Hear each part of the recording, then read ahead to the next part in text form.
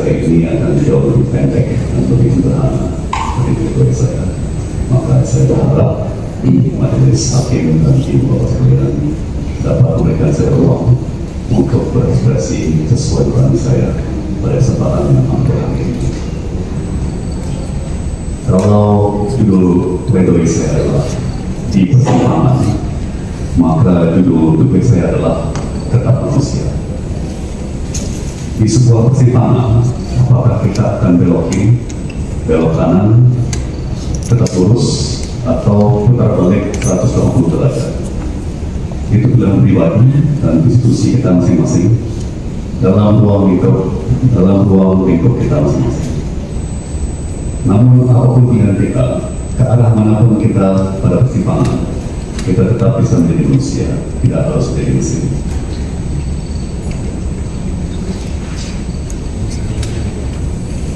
Kalau dalam pledoi, saya fokus pada data, fakta, angka, dan teorika.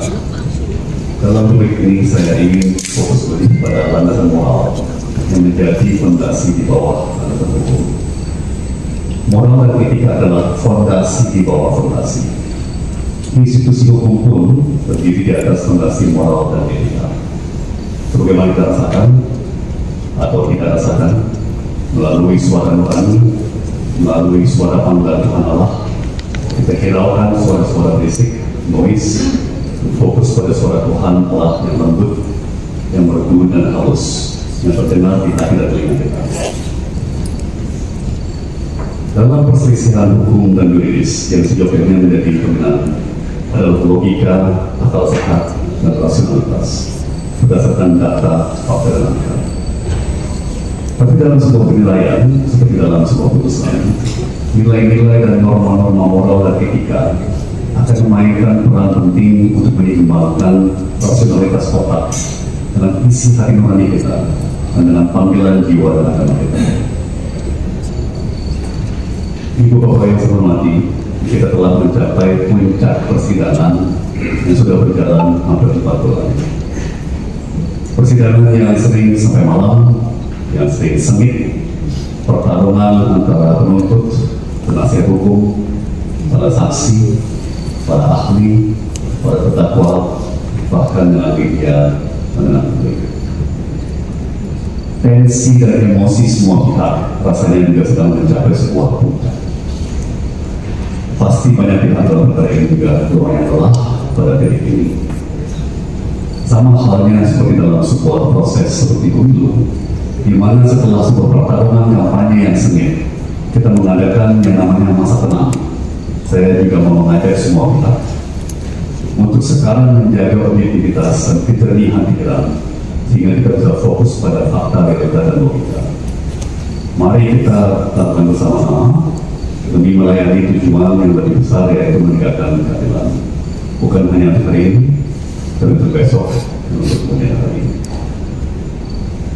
Perkara ini adalah pertama kalinya dalam hidup saya menyaksikan langsung, bahkan langsung dari kursi seorang terdakwa, pertarungan dalam persidangan antara penuntut, penasihat hukum, para saksi, para ahli, terdakwa, dan pihak lain menjadi bagian dari perkara.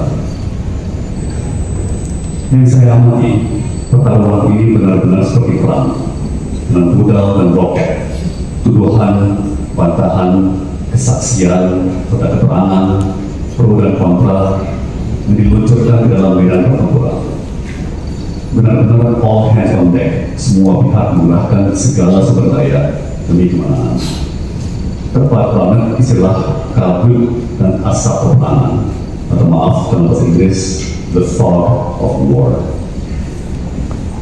Tentunya bahwa semua pihak bertarung sekeras-kerasnya untuk menang, itu adalah hal yang wajar dan perlu. Namun kita sudah mencapai suatu titik di mana memang saya saatnya mengambil jeda sejenak, supaya debu, abu, kabut dan asap dari peperangan dalam persidangan dapat mengendap, sehingga udara kembali jernih dan suasana dapat kembali hening, sehingga majelis hakim dapat mempertimbangkan, dapat merenungkan perkara ini dengan pikiran, hati, dan jiwa yang juga tenang dan jernih. Karena kalau masih tetap suasana abu, debu, asap, kabut, dan berisik, maka akan sulit untuk dapat mewujudkan keadilan melalui proses nurani yang tenang dan dalam. Kedua, saya menyampaikan selamat dan rasa terima kasih yang paling dalam kepada tim penasihat hukum saya yang sangat amat luar biasa dan yang sungguh-sungguh saya cintai.